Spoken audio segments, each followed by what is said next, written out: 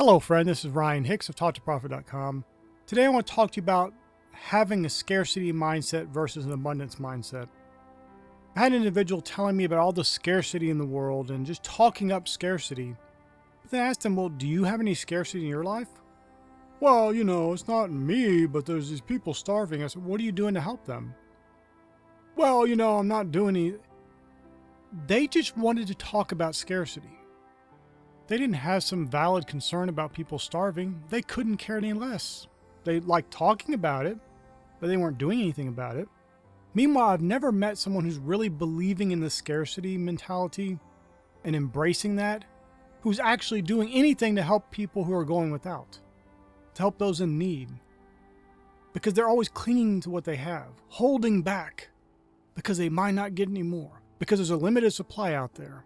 You got to keep what you make, because otherwise, you never know what's going to come tomorrow. You may have some rainy day, you got to save for a rainy day, and all this nonsense that people just put themselves and work themselves into a anxiety attack almost about the scarcity and evil and all this bad in the world. And they're talking about things they really don't care about because they're doing nothing actively to support or help any of those people they claim that are going through such scarcity. They don't even know for sure that that's happening. They just know generically someone somewhere is starving. And yet they're not starving. Most of the time when I've had people who are talking about this kind of stuff, talking about scarcity and stuff, they're overweight. So they have an excess of calories. Far from scarcity, they're living in such abundance that their body is packing on fat because of the excess calories they're taking in every day. You see, this can get you walking down a path to lack, to want.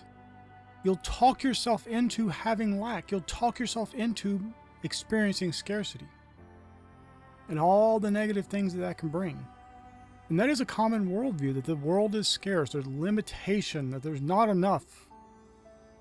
But that doesn't give you an abundant mentality where you're giving, where you're generous, where you're kind, because you're living in fear. And God hasn't given us a spirit of fear, but a power, love, and a sound mind.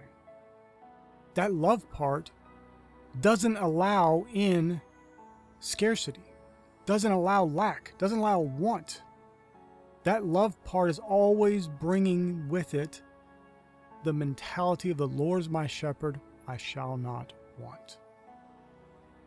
That the blessing of the Lord, it maketh rich, and he has no sorrow with it. That Jesus, that while he became poor for our sakes, that we might be made rich. Abundance, that God gives us freely all things, richly to enjoy, abundantly to enjoy, lavishly to enjoy. That you just look around nature and see God's creation in work and action. See that one apple seed brings about a tree with hundreds of apples on it. There is a lavish abundance available to you. There's not limitation. There's not scarcity, except that you accept that for your life. You believe that. You receive that. You meditate on that. You talk about it to others. You propagate that scarcity gospel, which isn't the gospel of Jesus Christ. He came preaching liberty.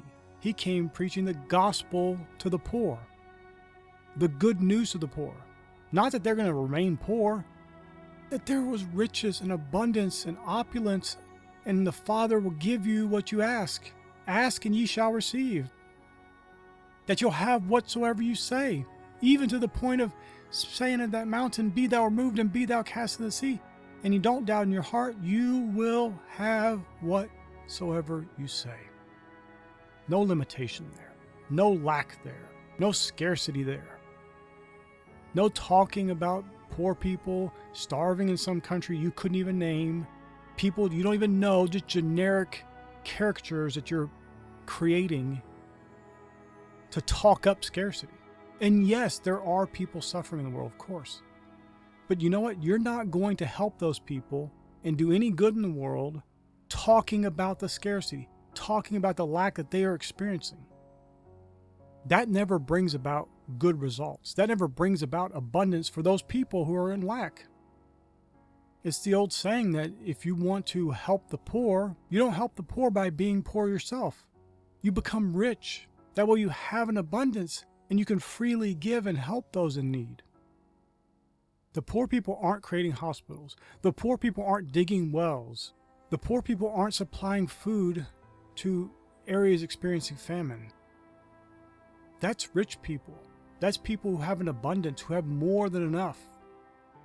That's not people who are going around, wallowing around in misery, actually putting the anxiety and worry and panic of other people and what they're going through, who probably aren't even as anxious about things as these people over here in Western countries who are experiencing lavish abundance and don't even realize it. They want to talk themselves in a fearful mindset. Talk about lack, talk about starvation, talk about misery, talk about all these things.